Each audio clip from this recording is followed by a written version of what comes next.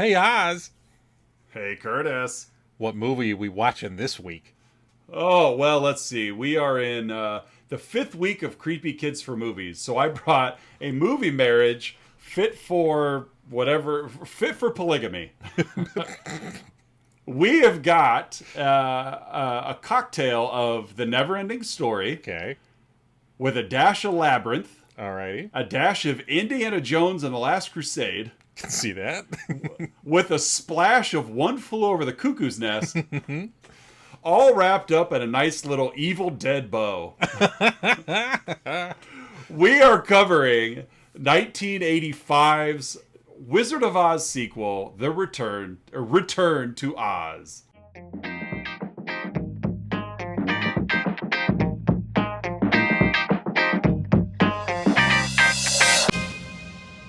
Evil Dead. Yeah, well, you got the claymation, you got the, you got the kind of stuff going there. Yeah, and, it was.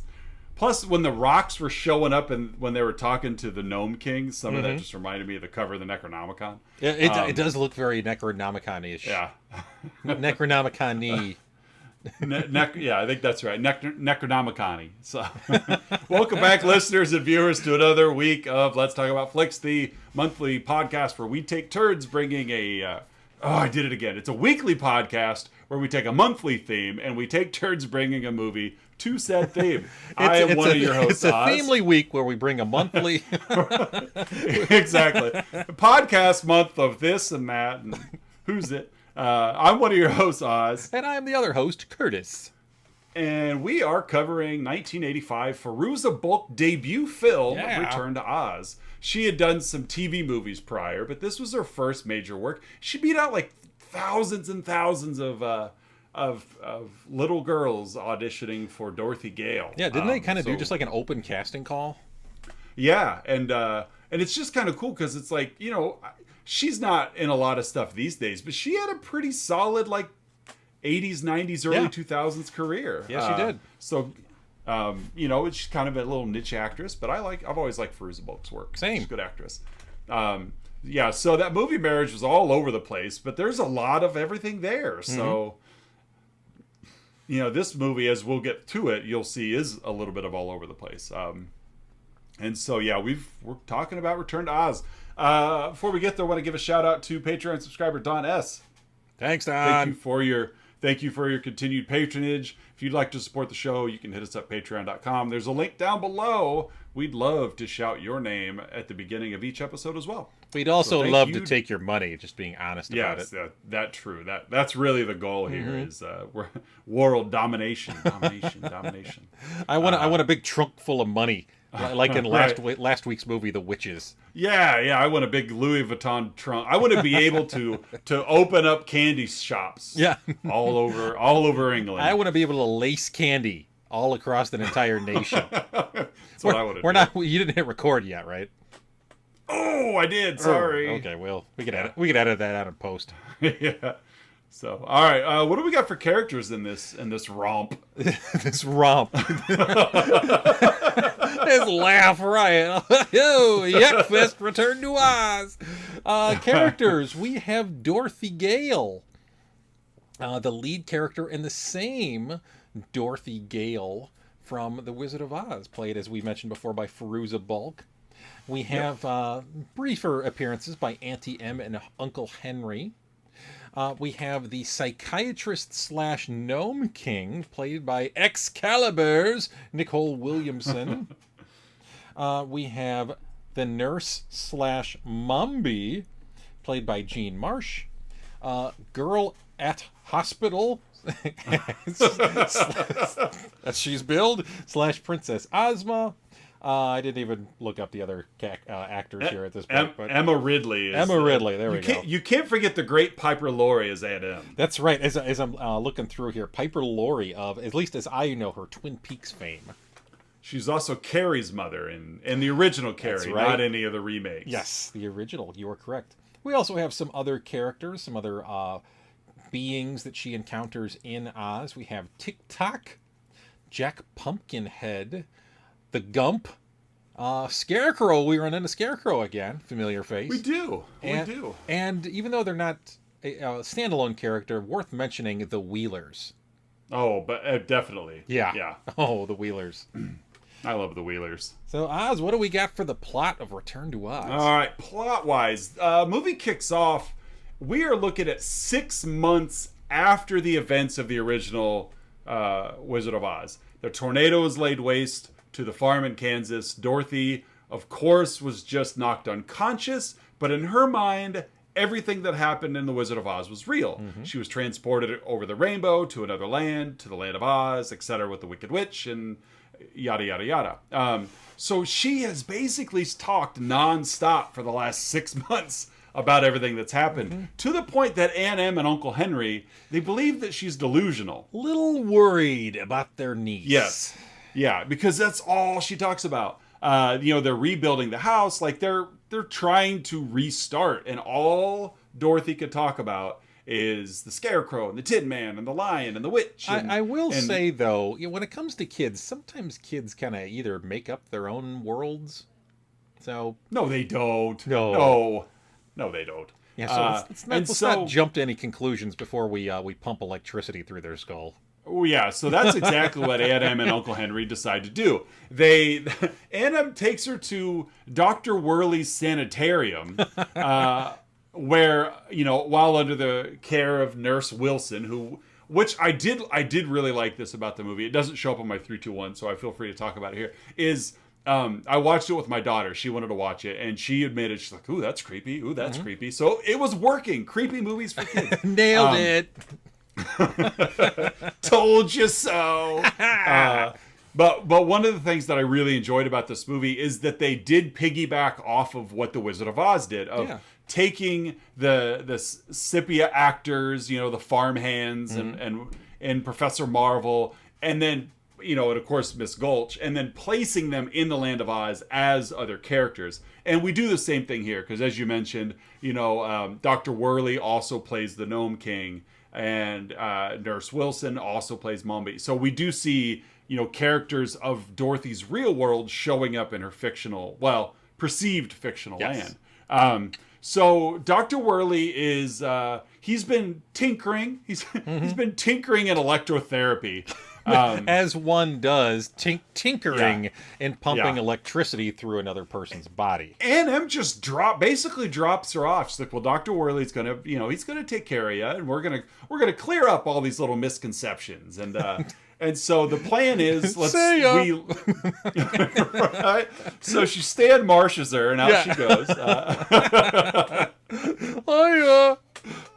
And so Piper Laurie, never known to be a great mother figure. That's your first clue right there. And so the plan, we're just going to strap Dorothy. We're going to strap her to this gurney and basically run electricity through her brain until she doesn't believe this stuff anymore. So on the night that they're going to do this, because why wouldn't they do it during normal working hours? At night, lightning strikes and causes a power failure. So they can't perform the electroshock as they're literally about to hit the on switch. Yeah, so they were like, "We'll clear this right up."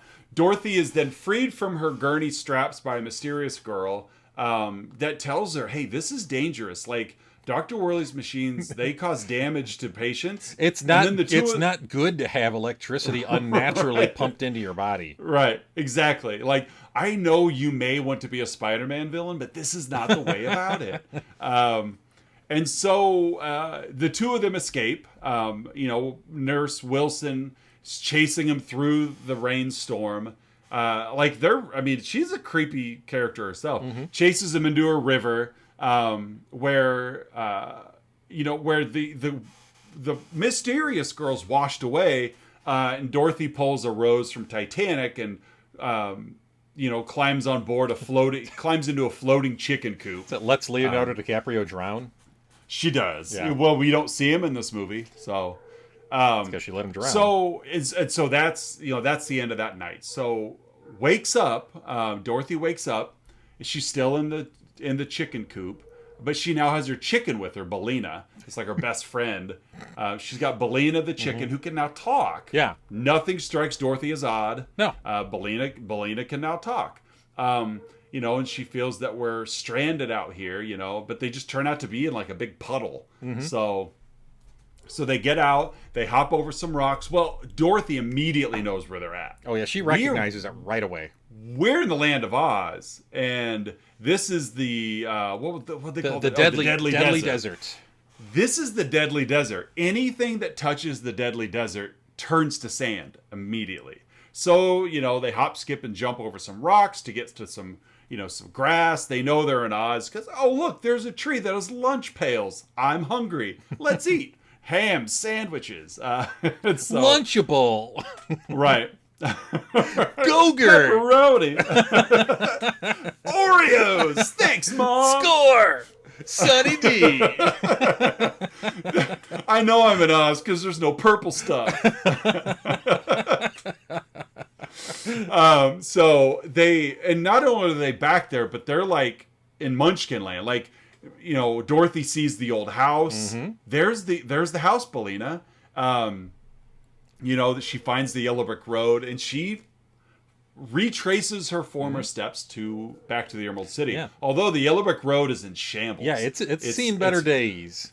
Yeah, it's damaged. When she gets to the Emerald City, nothing is emerald anymore. Everybody, it's in ruins. All the citizens are turned to stone. Dilapidated. Yeah. Some of them are headless. Like it's, you know, it looks like Detroit.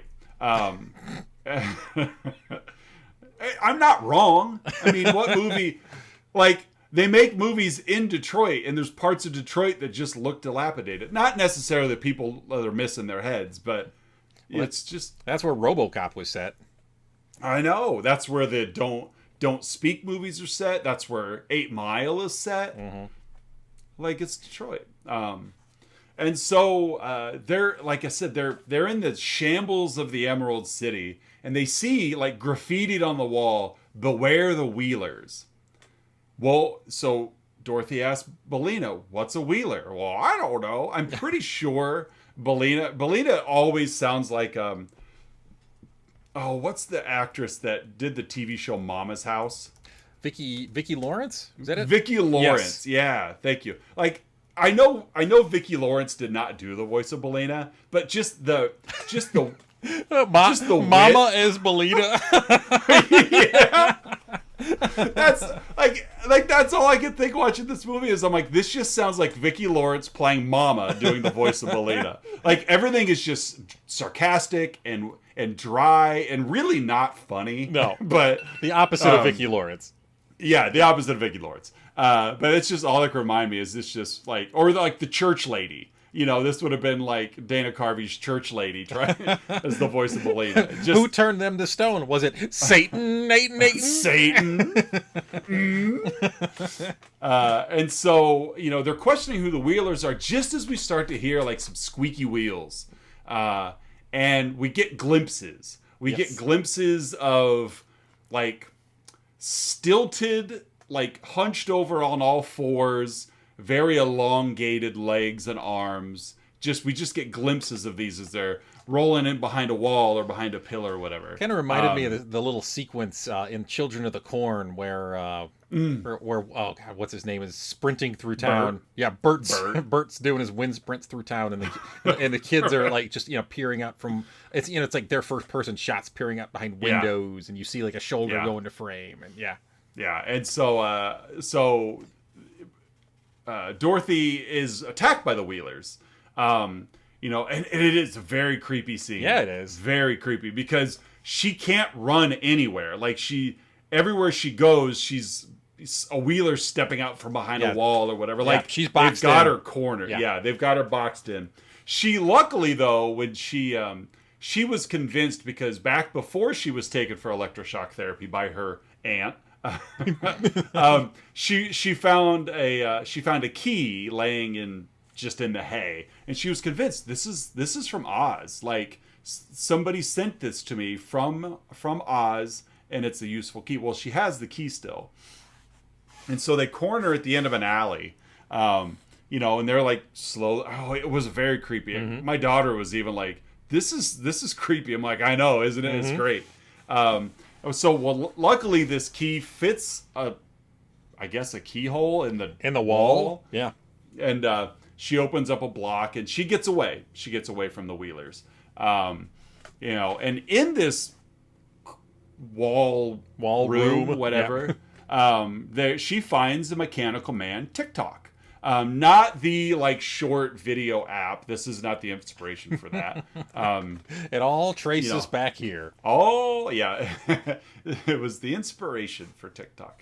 But no, she finds a wind-up man. He's the royal the royal army of Oz, and he's just one creature. He's not alive. You get very Eeyore vibes out of him because he takes a lot of pride in not being alive in this movie. Yeah. He makes little offhand comments of how happy he is, and how much he appreciates not being alive. And he's the first AI. Exactly. Yeah. Pretty much. TikTok. Yeah. There it is. Land of Oz. TikTok begat Skynet. Exactly. And so. He's got wind-ups. He's got an action wind-up, and he's got a thinking wind-up, and I think it was the last one, talking or something like that. He's got some wind-up levers, and as she winds him up, he's the stand-in for the Tin Man this time around.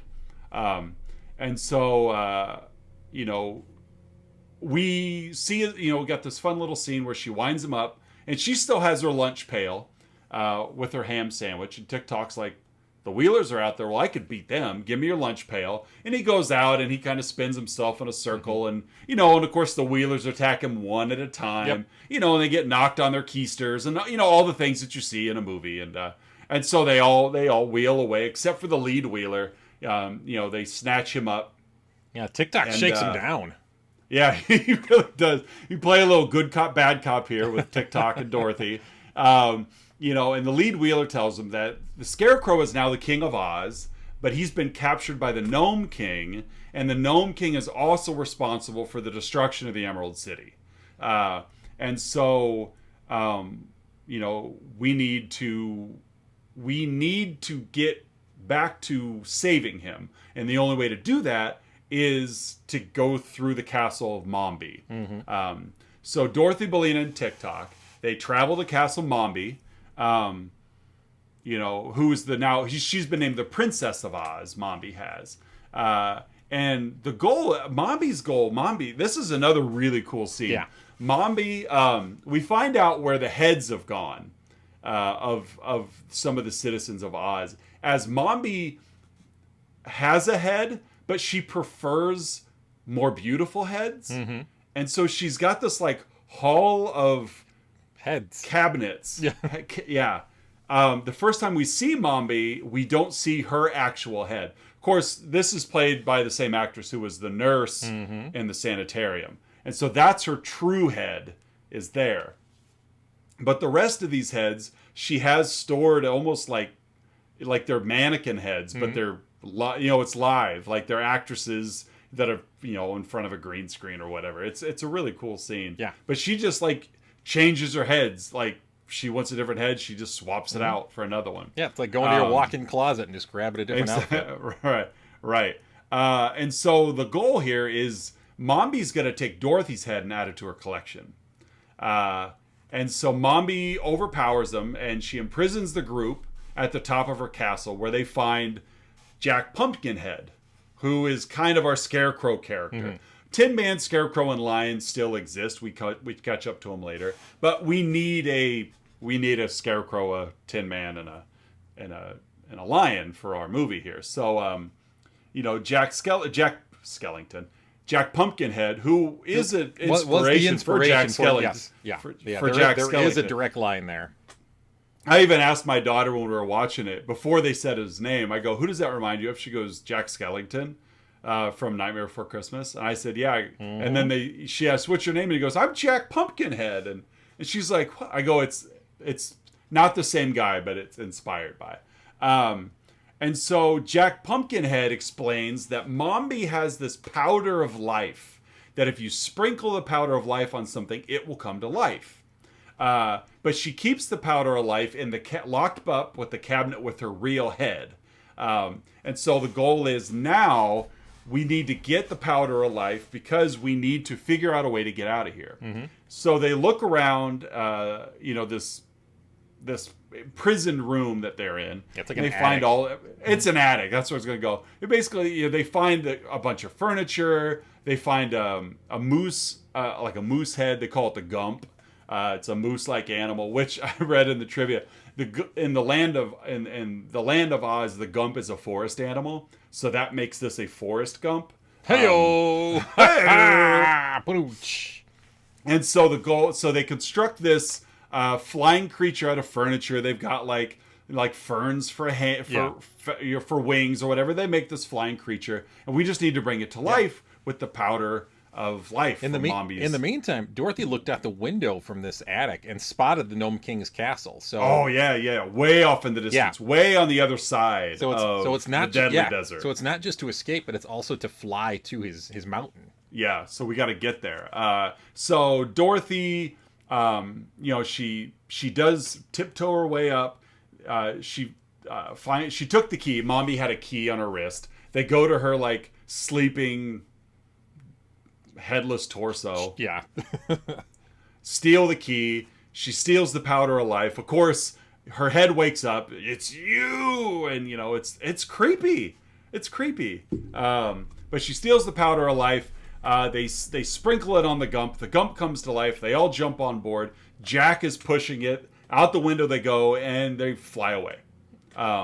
They fly away across the deadly desert to the Gnome King's castle. That's the plan. Several wheelers fall into the deadly desert. And Mombi. Mombi sends the wheelers after Dorothy. Like you said, like 2 or 3 of them fall in and they're sand creatures now. Not even sand creatures. They're just sand. They just fall apart into sand. The Gump flies all night. So he's now passed over the deadly desert. He must not fly very fast because she can see the Gnome King's castle from Mombi's castle, and yet the Gump flew all night to get there. I mean, he's basically a moose. I don't know what a moose's sprinting speed is. Well, it'd be their flying speed. I don't know how fast a moose flies. I would assume it's probably close to a goose's speed, just because they're so closely related in terms of spelling. Yeah. So I'm sure they're probably close to the same. And so Gump flies all night, crashes on the Gnome King's mountain. Of course, it's kind of a cool scene. He busts into pieces. Dorothy falls and plump lands right on the couch. On like the chase lounge that is his body. Right. And Bellina has kind of gone missing, kind of not. Like Dorothy's been carrying her along. But Bellina is now in Jack's head because he's just a hollow pumpkin Just head. pumpkin, yeah. Right. He's, again, the Scarecrow figure, so he doesn't have a brain or any confidence. Like, he was a really down on the dumps kind of guy. Yeah, he was. Kind of dour. Right. And so they work their way into the Gnome King's lair, which really cool scene because the Gnome King starts as like a claymation face in the rock. Right? Mm-hmm. He's this claymation face in the rock, and he challenges them. Because as soon as they land in there, as soon as they get in there, like, Dorothy sees the Scarecrow, and they reminisce for just a moment, and then a flash of lightning, and the Scarecrow's gone. And so Dorothy's like, what'd you do with the Scarecrow? The Gnome King's like, he's one of my ornaments now. In my room full of ornaments, he's an ornament. She's like, well, I want him back. So he makes him a deal. I'll make you a deal.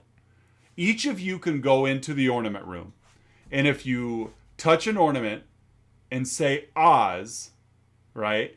If you touch the right thing, it'll turn into your friend. But you get 3 chances, and if you fail, you turn into an ornament.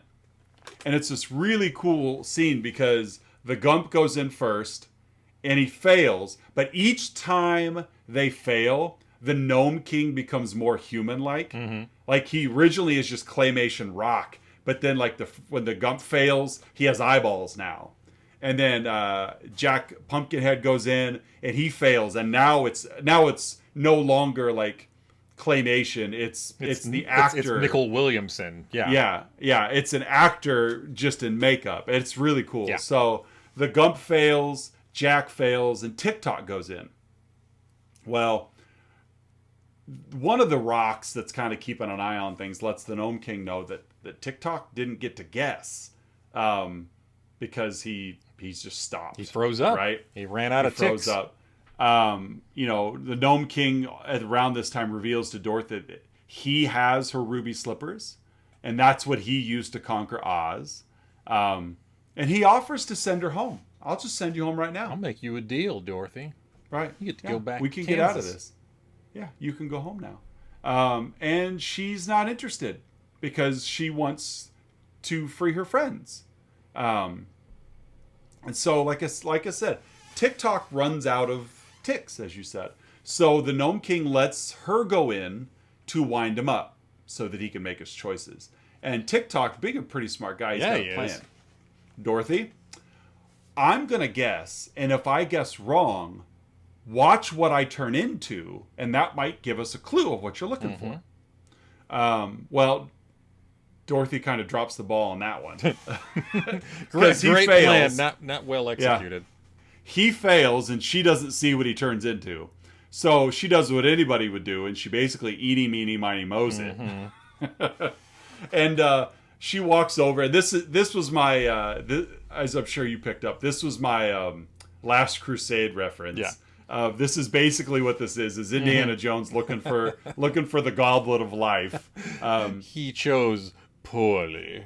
and so Dorothy kind of blindly grabs one ornament, and right before she wishes, she's already failed twice, but right before she wishes, or before she says Oz, it's like right next to this gigantic emerald.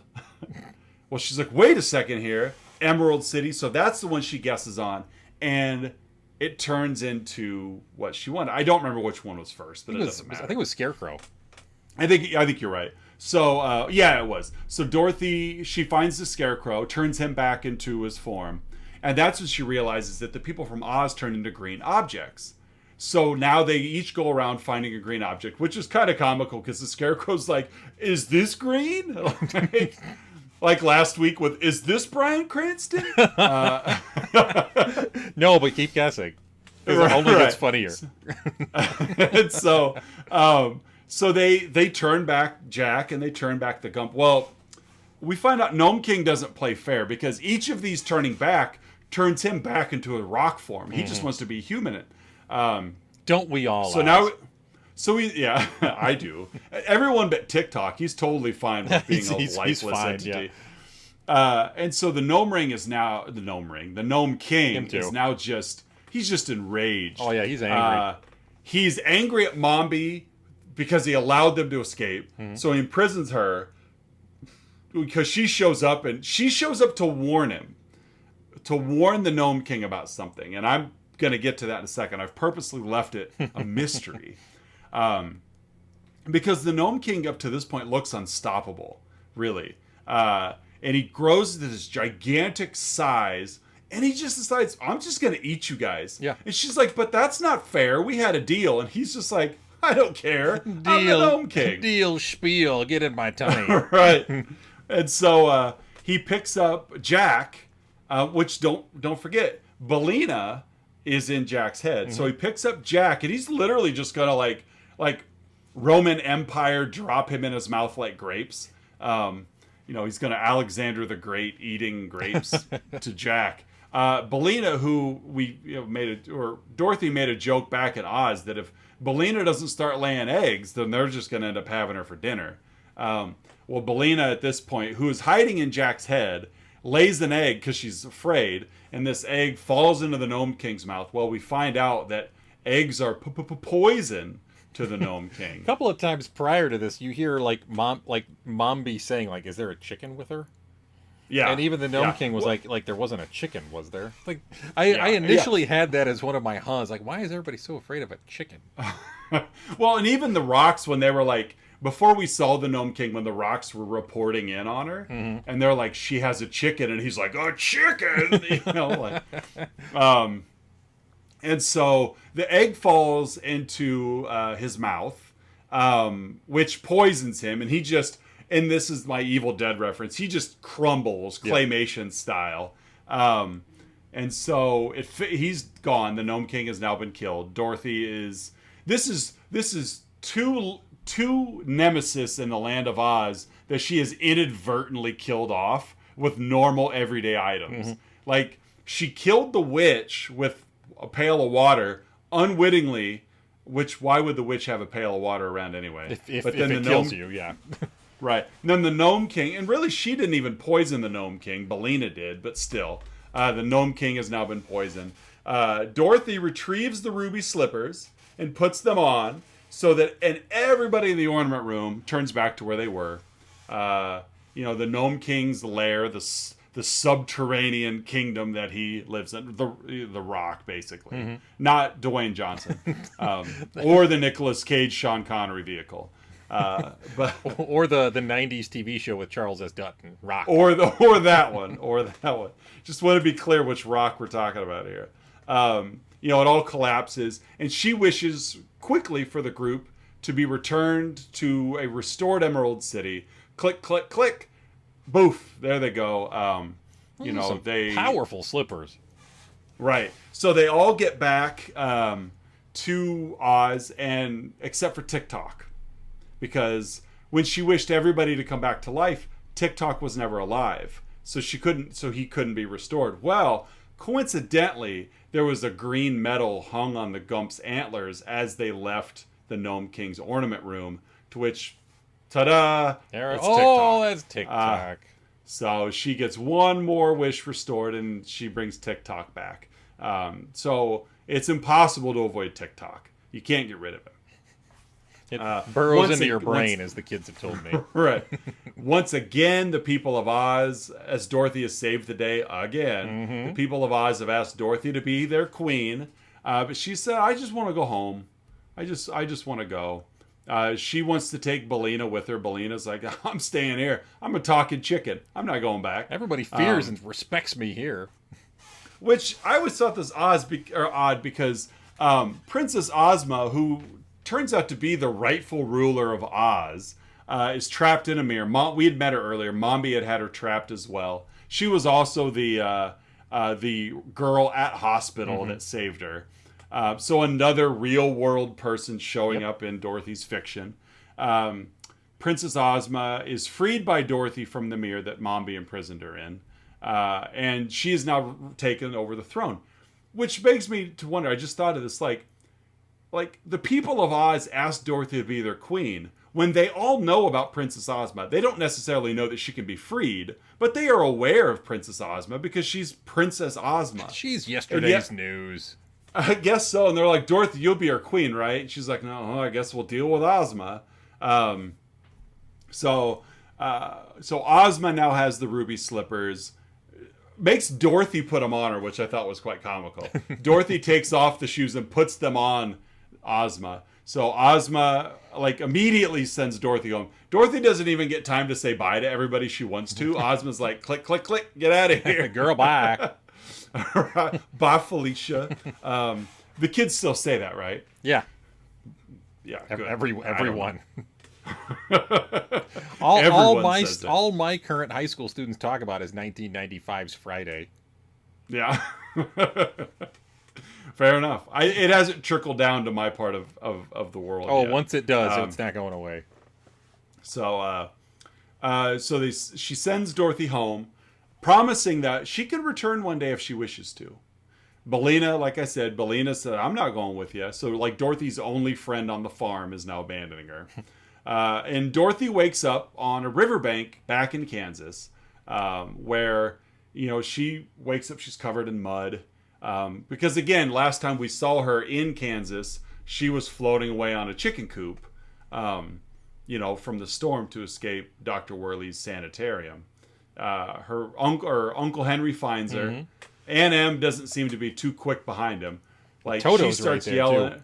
too. Toto finds Dorothy first, and then she hears Uncle Henry yelling, so she hollers back, and Uncle Henry comes bursting in, and then the police or whatever show up, and that's where Aunt Em. I don't think Aunt Em's a big fan of Dorothy. I think she puts up with her. I think she tolerates her. But then Dorothy's wondering, what happened? And Aunt Em tells her that the clinic was struck by lightning and it burned down. Don't worry, everybody survived except Dr. Worley, because he went back in to try to save his machines. Nurse Wilson was arrested for I don't know why. Yeah, I didn't notice why they arrested her. She was just in like a prison carriage kind of thing. Other than the fact that the last time we saw Mombi, she was in a prison carriage kind of thing. Mm-hmm. So just the continuity of it all. But yeah, it's like, if it burned down, I don't know why Nurse Wilson was arrested. But so Dorothy returns home, and as she's in her room by herself, she looks in the mirror. She sees Ozma and Bellina. She calls out, Anna, look at the reflection. Anna, look at the reflection. Of course, Ozma's like, shh. You're crazy. Nobody needs to know. They were about to pump electricity into your body. Shut up. So by the time Aunt M shows up, we've got another round of Dorothy. This is like, she dealt with it for 6 months, and then Dorothy is missing overnight, really. They drop her off. That night they're going to electrocute her head, and then the lightning strikes, and she escapes, and then the next morning they find her. So it's not like she was gone for long, but now she's got a whole new adventure to tell them. Aunt M's like, I guess we're going to have to find another electroshock therapy center. Aunt M is like, I guess I'm going to need it because I'm not dealing with these stories anymore.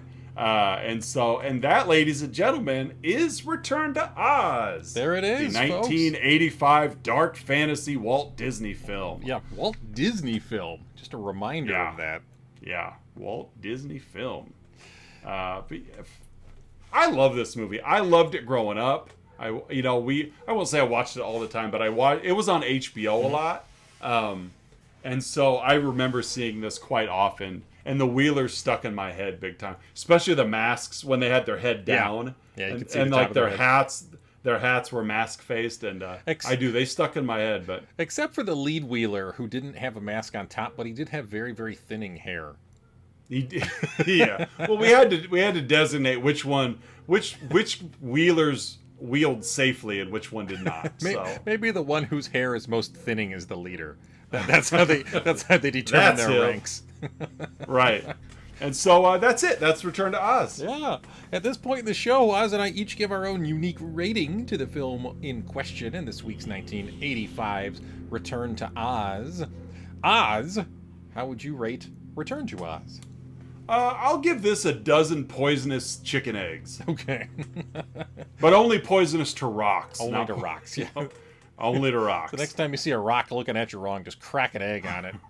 If anybody throws a rock at you, throw an egg at that rock, and you'll win. Not at them, at the rock. Right. Take a dozen eggs to a rock fight, and you'll never lose. I'm gonna rate this film. I'm gonna go with 20 heads in cases. Okay, fair enough.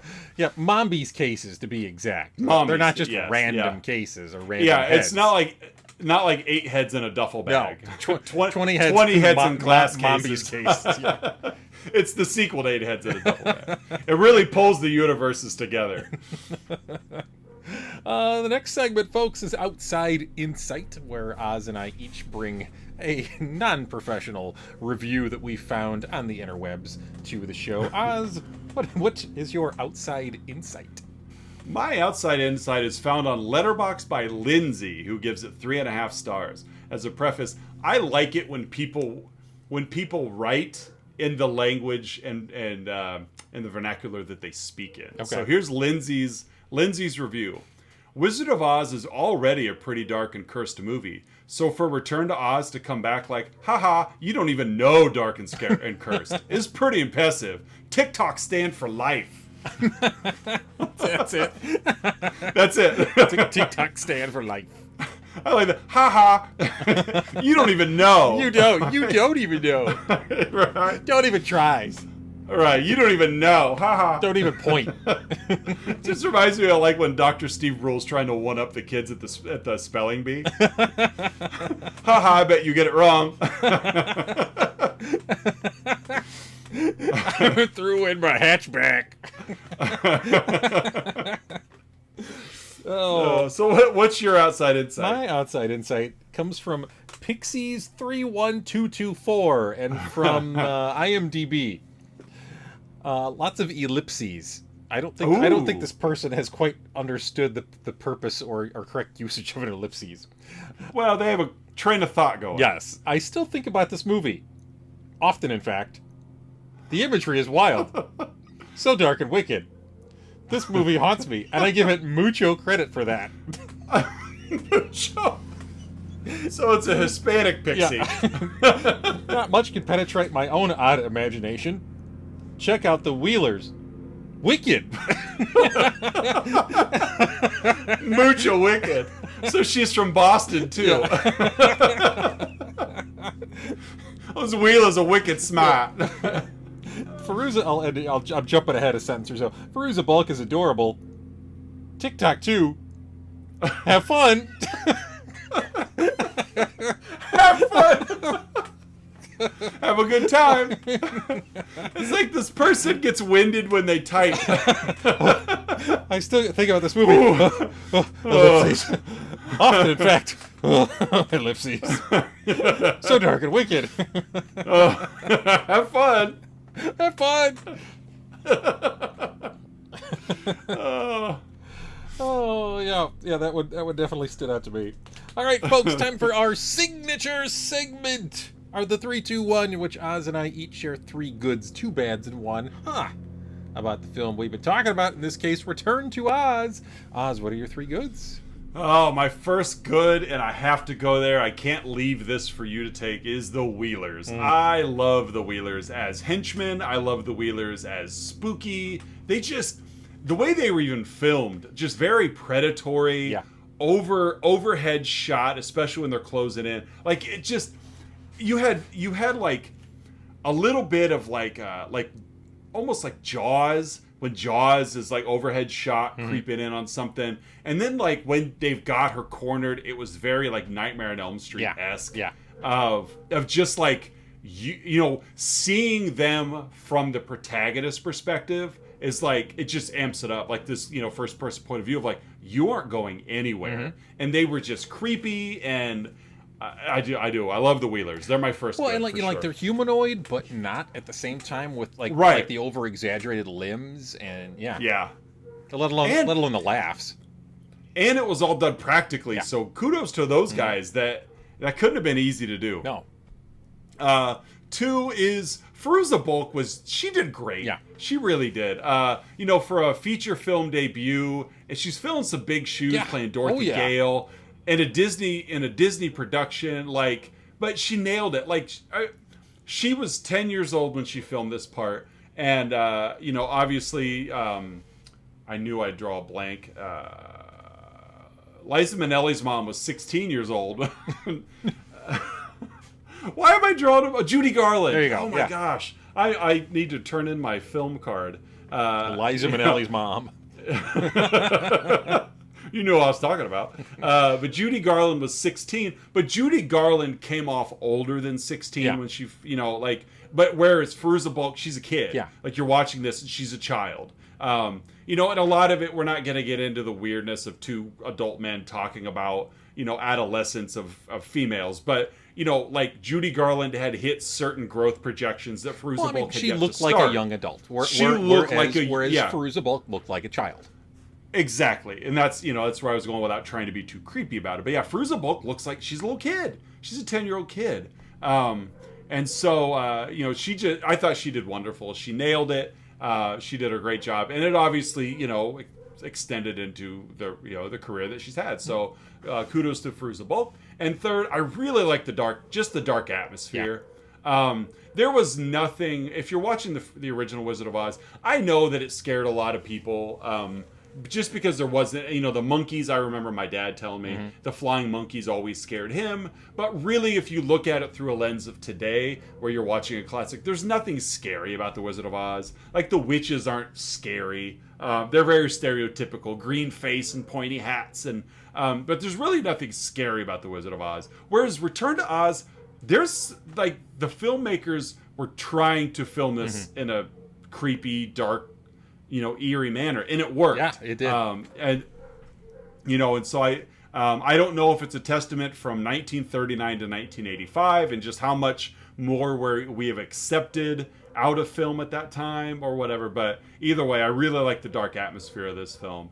It's still a straight fantasy and it still has a lot of fantastical elements, but there's some scary parts in here. Especially for kids. Watching it with my 11-year-old, and she was just like, well, that's creepy. Mm-hmm. That's kind of scary. Not enough to give them nightmares, but enough for them to know that fantasy can be dark as well. Yeah. It doesn't have to be, all unicorns and sunshine. Yeah, I mean, even some of the settings, like for instance, like Oz in disrepair, to me is genuinely unsettling. And very much you so. See, like the people turn to stone, and some of them are headless. Mm-hmm. You're used to this opulent palace, from the first film, and here it is just in disrepair. And there's gray skies behind it, and the wheelers are everywhere. There's graffiti. Like, it's not the Oz that, no. Yeah, and the way it was done, like, if you think about it, is immediate. Like, there wasn't like a panic in Oz, the Emerald City. There wasn't a panic as they were trying to run from the Gnome King. Like, there's a woman reading a book turned into a statue. Yeah. There's 5 women dancing in a circle. Like, they were just doing normal everyday things, just existing, and then boof, their world's gone. Yeah. Kind of like like in Iron Man 2 when the people would just explode, and it's just like there was no way you can't anticipate it, nor can you avoid it. Mm-hmm. It was just happening to you. So those are my 3 goods. How about you? My 3 goods. I love the animation. Like sometimes claymation, sometimes just straight up animation that they did, especially with the rocks and the Gnome King. I thought that was just a really clever use of animation and effects there, and it worked really well. It lent well to the characters, like the rock characters, let alone the Gnome King character. It's just really, really cool. My second good would be just the Mombi and the Mombi set. I could even broaden it to say the villains in general, but they were great. Yeah, but in addition to the Gnome King being a great villain, Mombi was a great villain. Yeah, she really was. Yeah, just again very commanding, and you don't know she presents herself as possibly someone who might help initially, and then she turns on a dime, especially when you see the heads and the fact that she can remove them, and then she starts threatening Dorothy. Just cool sequence, cool set, cool character. My last good would be Tik-Tok's self-sacrificial plan. That was a genius move on his part. Like I'm probably not going to make it anyways, but I can help my friend through my sacrifice. And by tricking the Gnome King and his guards into letting Dorothy come in there and watch what he transforms into, watch what ornament he is changed into. That was a smart move on Tik-Tok's part. Nice. Yeah. So Oz, what are your 2 bads? Number 1, Bellina the chicken. Oh, just the constant comments and I mean, it was supposed to be like a comic relief type character. Yeah. But it was a chicken, and it was a chicken with just comments but spoken like a chicken, like Bok, I don't think that'll happen, Bok. And it's like it just got grating. Yes. Probably also I've seen this movie so many times that it's always bothered me. So each time I see it, it's just gonna stack another brick of my annoyance wall. But yeah, Bellina the chicken, whatever, the character's fine, but it was annoying. Yeah. That's your sidekick. Is your talking chicken from home. Well, I forget the little character's name in the Dark Crystal from a couple weeks ago, but the little Fizzgig. Yes, like the little animal that was like the comic relief companion dog who's there just for the characters to bounce things off of, and just for the character to be in peril at a few points and make a save. You don't need that. Come on. No, you don't. Especially in this movie where you've got Tik-Tok and you've got Jack and you've got really out of this movie, felt to me it was Tik-Tok and Dorothy. Mm-hmm. Really, Jack didn't offer a whole lot. The Gump they created, and then Bellina. Yeah, Bellina happened to be the saving grace, but it's that was a long road. It's we need a piece of a living creature from Kansas to come with her, and we don't want to use Toto again. So talking chicken. It's but I would have been fine if it was just a chick and she didn't have to talk. Yeah. I'd have been fine. Same. So that was my first bad. My second is just like Aunt Em and Uncle Henry are like, oh, well, I guess we're just going to commit her to an asylum. Yeah. We've tried. It's been 6 months. 6 months we've tried telling her that, Dorothy, you got to let that go. But Aunt Em. And then finally like, oh, I guess we're just going to have to, take her to Nurse Ratchet. Yeah. And, we're going to pump 180 volts through your head, honey. Just and that was, and Dr. Worley was totally on board. Oh yeah, he was excited about it. To electroshock a child, like he didn't care. Hey, what in science? It's in science. The name of science, I will do this. Humans have electricity, so more electricity would make you better. Yeah, and so that was my second bad. Is like just that plan of like, and I know it was like the late 1800s. Like I think I saw it was like 1899, but I'm like. It's the whatever. It's the same logic. Get her a friend. It's the same logic. We're like, well, the human body is 70% water, so if we just add more water to it, right? Waterboarding should be fine. Yeah. It's just more water. Yeah, the human body's got electricity in it. Let's just put more. It's not. Yeah, waterboarding's not torture. We're 70% water anyway. Let's just put another 70% in. Let's just take that up to 100 and see what happens. So those are my two bads. What are your two bads? My two bads. As cool as the effects were in this movie, and if memory serves, this movie did get nominated for an Academy Award for effects. It did. I think this, if memory serves, due to budget cuts, they had to cut back on the facial expressions of some of the characters, some of the Oz characters, notably the Scarecrow. And yeah, I read that as well. So like in the first Wizard of Oz movie, it was an actor playing the part, and so full facial expressions, whatnot. This is a puppet essentially that they're using, or a large scale marionette. I think they might have had some people in there at some point, but it was never someone's face. And so they had different faces that they would swap in for it. Like here's the Scarecrow's scared face, here's the Scarecrow's happy face, but there was no actively moving features. So like the eyebrows didn't move, the mouth didn't move, and it didn't. I don't know. It just something was lacking there. Well, and especially like it's the Scarecrow. Yeah, and you're used to that character talking and moving. And, it's like animated facial responses. It's one of the major central figures of the Wizard of Oz mythos is the Scarecrow, and you're going to cut corners on him. Mm-hmm.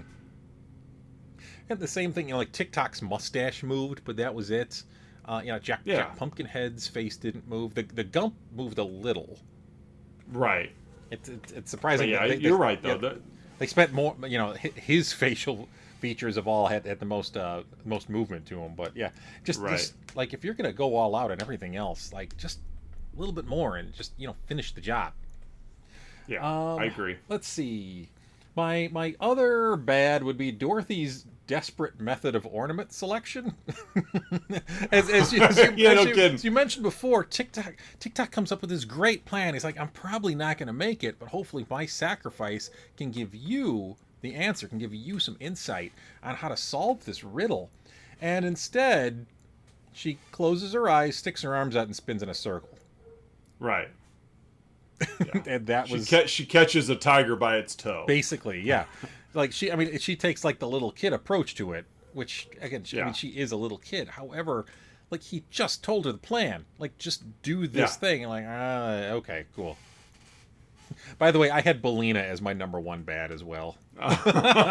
Good. Yeah. And my other was, so what if your niece has a vivid imagination? Right, like it's okay. Yeah. So she's got an active imagination.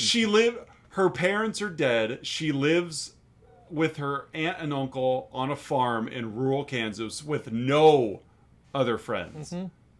Maybe let her talk about it. Maybe this is her way of coping. Right. And she's like, well, that's enough of that. It's like we take her to a psychiatrist. Okay, good move to have 180 volts of electricity pumped into your body. Right. Not so good. No, not a good move. No. All right, Oz, what's your one So, all right, so kind of piggybacking, but I'm going to play devil's advocate. So, okay, while the adventure is fun, and this is the second adventure of Oz Dorothy's been on, is she crazy? Like, that's my Like, is Dorothy actually kind of crazy? Because we have seen her live this, but yet for 2 adventures in a row now, of course, you know, the original and this sequel, like, in both instances, characters in her reality are played by people in her reality. You know what I mean? And so that's not... If there is somewhere over the rainbow, why does everybody that lives there look like people that you know? Yeah. So, you know, it's like, is this... and you can't chalk it up to a dream. Like Alice in Wonderland, she fell asleep under a tree. That was a dream. Like, there was no ifs, ands, or buts about it. When we come back to her, she's waking up. Whereas in The Wizard of Oz, same kind of thing. You know, I get it's not really different than Alice in Wonderland. I guess you could kind of equate the two. Only if Alice just kept continually talking about this forever. But that's my is Dorothy crazy or not? I don't know. Because she believes she's been on these adventures, and we've seen these adventures, but they're also so fantastical that, is it a vivid imagination, or is there actually some, you know, mental instability going on? And either way, support her. Love her. Oh yeah, like I'm not saying it's wrong, but but just like, you know, I'm not sure which one it actually is.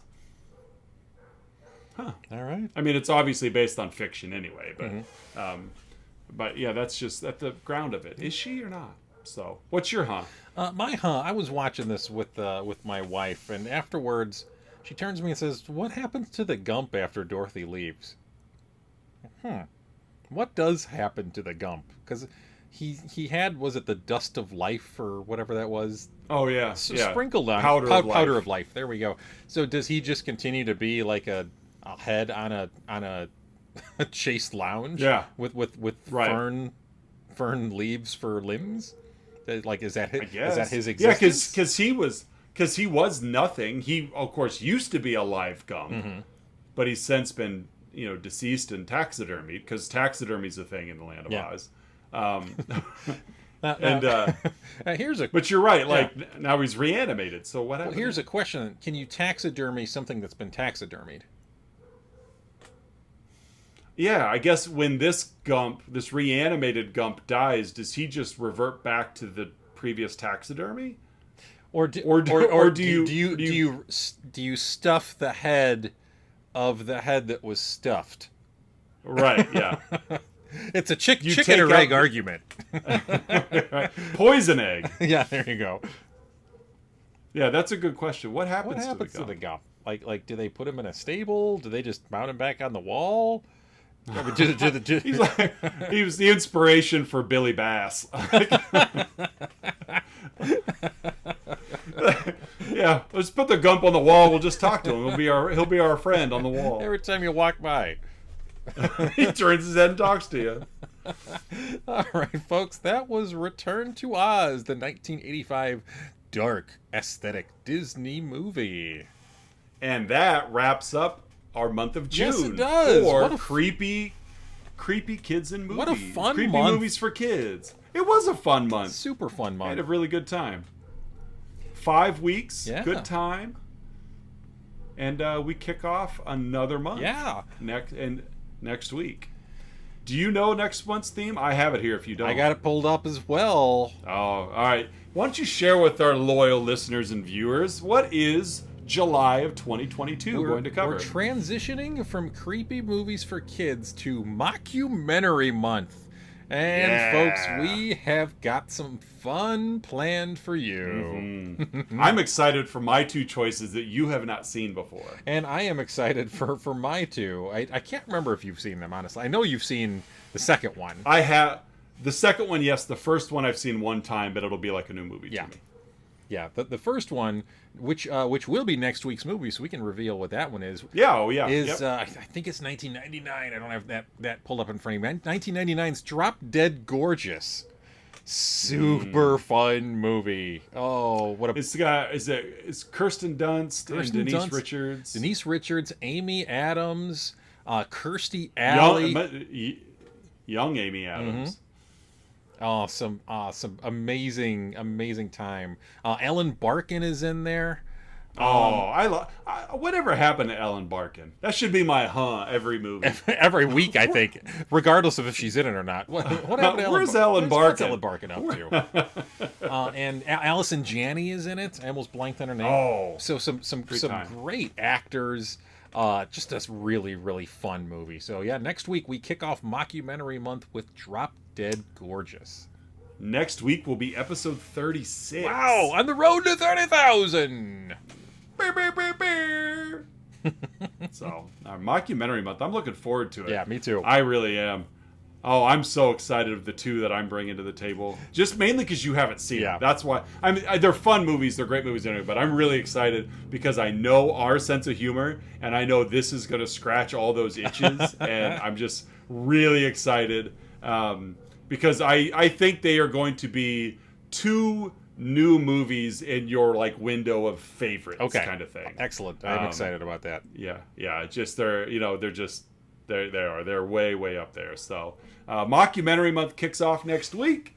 We're wrapping up June, creepy movies for kids. And so social media wise, of course, you know where to find us: Facebook, Instagram, Twitter. Tell your friends, tell your coworkers, share with the world what you've been listening to. Tell your enemies, tell your frenemies.